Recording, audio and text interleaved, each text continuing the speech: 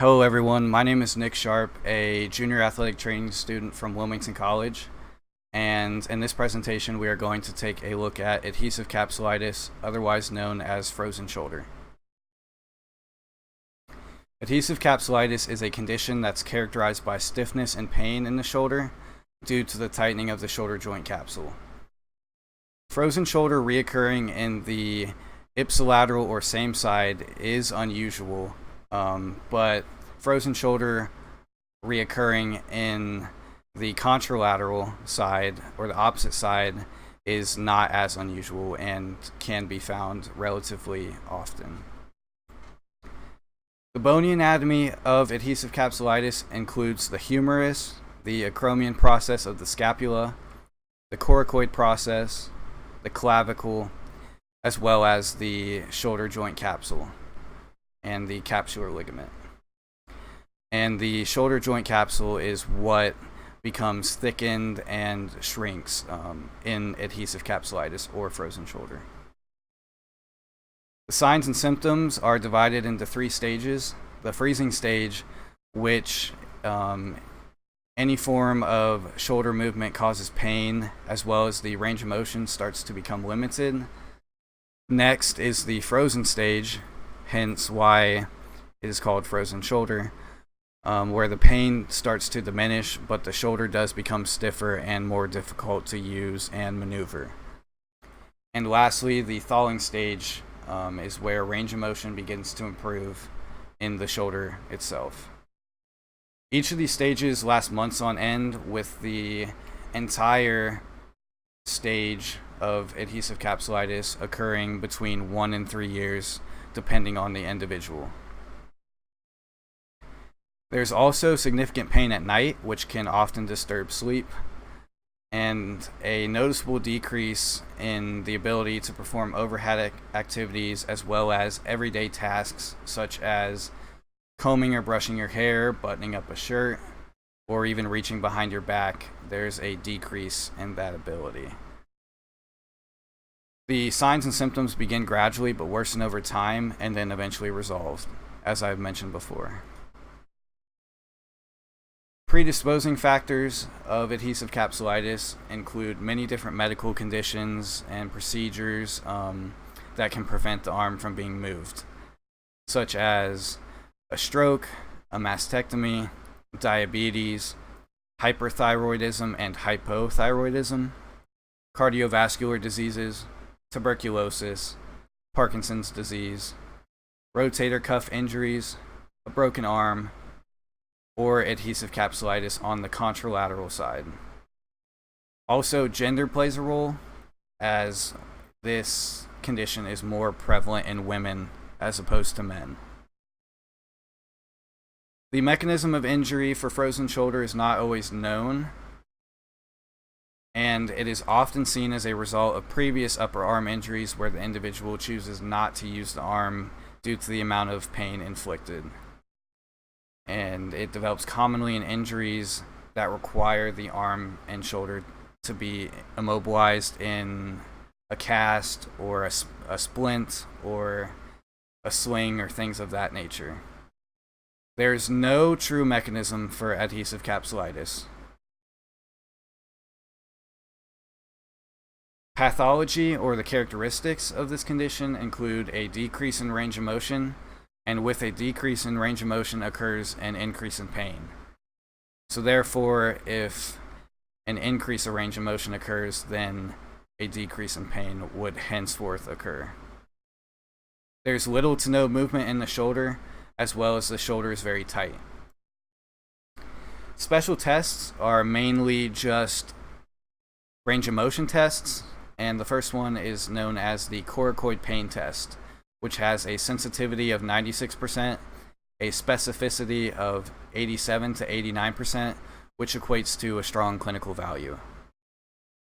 This is useful to rule in or rule out true frozen shoulder and other shoulder tightness pathologies.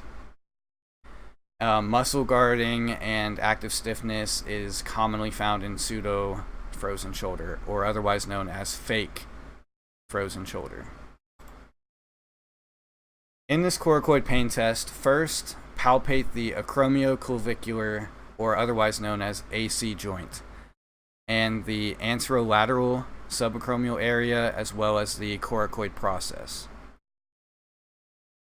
Secondly, you will record the pain after each palpation. A positive test for true frozen shoulder is found when the pain on the coracoid process is greater than 3 points on the VAS scale in respect to the AC joint and the anterolateral subacromial area. Next, we have the shoulder shrug sign, or the shoulder shrug test, which has a sensitivity of 95%, a specificity of 50%, which equates to moderate clinical value. It is useful to rule in and rule out both adhesive capsulitis and osteoarthritis. First, you will have the patient actively flex both elbows 90 degrees and abduct both arms 90 degrees. Then they will hold that position briefly. A positive test for frozen shoulder is indicated if the patient has to elevate the scapula or the entire shoulder girdle. In other words, they have to shrug their shoulders to achieve the 90 degrees of shoulder abduction.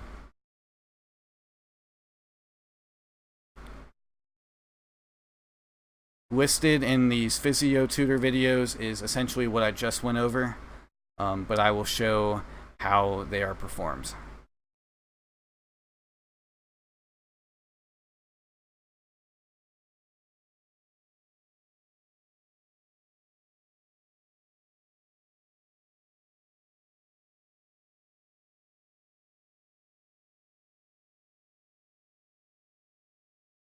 In this video, I'm going to show you the shoulder shrug sign to rule out frozen shoulder and osteoarthritis in the shoulder.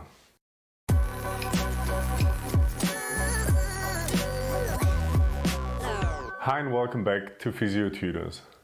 Jai et al. From the year 2008 have found a sensitivity of 91% with a specificity of 57% for the shoulder shrug sign in the diagnosis of osteoarthritis in the shoulder, and a sensitivity of 95% and a specificity of 50% in the diagnosis of frozen shoulder. This means that this test is useful to rule out those two conditions, and the test has a moderate clinical value in our opinion. To assess for the shoulder shrug sign, ask your patient to flex his elbows to 90 degrees and to abduct both arms to 90 degrees in the plane of the body and to hold that position briefly. The shrug sign was considered positive if the patient has to elevate the whole scapula or shoulder girdle, which means he has to shrug the shoulders to achieve the 90 degrees of shoulder abduction. Alright, this was our video on the shoulder shrug sign. There are a lot of patients who have active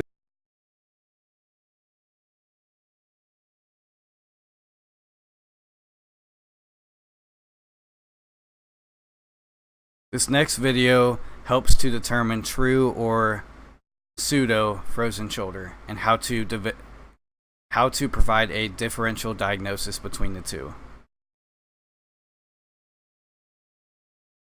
In this video, I'm going to show you how to determine if your patient has a true or pseudo frozen shoulder.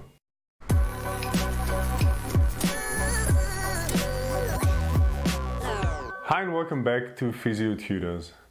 Hoffman et al. From the year 2015 did a study on the amount of active muscle guarding in patients suspected to have frozen shoulder and found that all patients experienced a huge increase in passive abduction while under anesthesia. This means that the loss of range of motion in frozen shoulder can not only be explained by a true capsular contraction alone, but that active stiffness or muscle guarding can play a huge role as well. A great test to determine the presence of true frozen shoulder is the coracoid pain test. It is described to have a sensitivity of 96% and a specificity of 87 to 89% according to Carbone et al. In the year 2010. It is therefore a great test to rule in and rule out true frozen shoulder. Although this is the only study that has validated this test, it seems that this test has a high clinical value, especially to distinguish between real and pseudo frozen shoulders, as well as other shoulder pathologies that can cause a stiff shoulder. To perform this test, manually palpate the IC joint, the anterolateral subacromial area, and the coracoid process with your first digit, and record the patient's pain on a VAS scale after every palpation. The test is considered positive for true frozen shoulders when pain on the coracoid region was greater than 30 millimeters on the VAS scale with respect to the acromioclavicular joint and the anterolateral subacromial area. The clinical reason behind this test is that characteristic findings on MRI for frozen shoulder are a thickening of the coracohumeral ligament, the rotator cuff interval, and the coracoid triangle, which are sensitive upon pressure. Alright, this was our video on the coracoid pain test. I'll see you in the next video. Bye. So there's that quality content. Thank you to Physio Tutors for demonstrating what I just explained in the past few slides. Next we have treatment. Gradual and gentle range of motion exercises that are focused on passive stretching are great for treating adhesive capsulitis, as well as the use of corticosteroids, numbing medications which would be injected into the joint capsule itself, ice, ultrasound, and electrical stimulation. In severe cases, arthroscopic surgery might have to occur, as well as manipulations under anesthesia. In arthroscopic surgery, the joint capsule is loosened essentially in order to allow the shoulder to move more freely. Referral and management. This depends on the stage in which the individual is in, as I had mentioned before in previous slides. If you'd like to go back and refresh on that, you would refer to a physical therapy practice for a home exercise program, patient education, just informing them about things that they can do to help prevent or manage this pain or lack of range of motion, as well as postural awareness education, which helps self-manage symptoms and prevent any secondary upper extremity issues. In the initial stages, you will most likely see a physical therapist 1 to 2 times per week, and in the later stages of frozen shoulder, a physical therapist will most likely be seen 2 to 3 times per week. Immobilization. Immobilization is often a common contributing factor to the onset of adhesive capsulitis. Therefore, this is not an injury where immobilization is effective because it is the cause of this condition, or a primary cause of this condition. And immobilization can be detrimental to shoulder function and movement. Prevention-wise, patient education on how this condition can develop from immobilization and not using an arm, or maybe favoring one arm or over the other. That can help a lot, as well as consulting with a physician or rehabilitation specialist to see what exercises, that is, if any, can be done to avoid developing frozen shoulder. Here's my PCOT analysis. I'm not going to read through all of that, but I will give you a few seconds to read that on your own.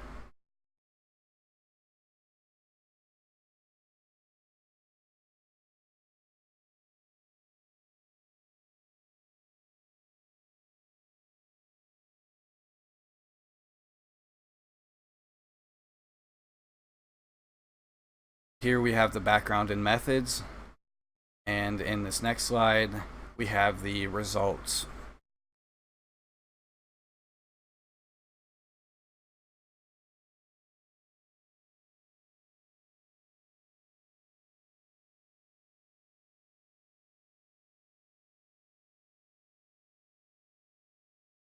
Here we have the conclusions, as well as my PCOT citation.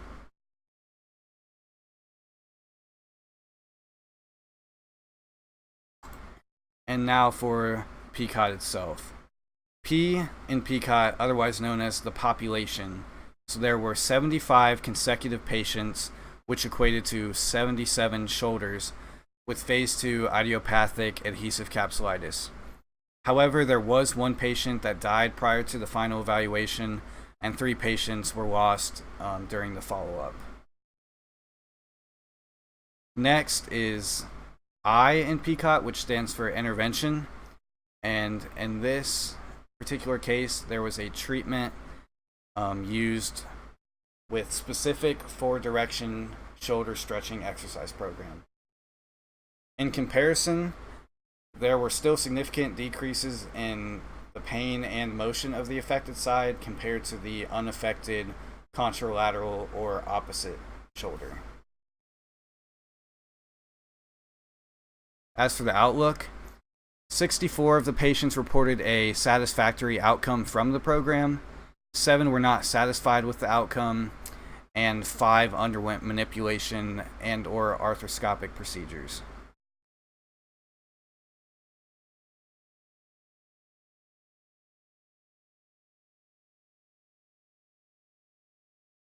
From a time aspect, this took 22 months from the initial evaluation to the outcome or post-evaluation. And here are my works cited.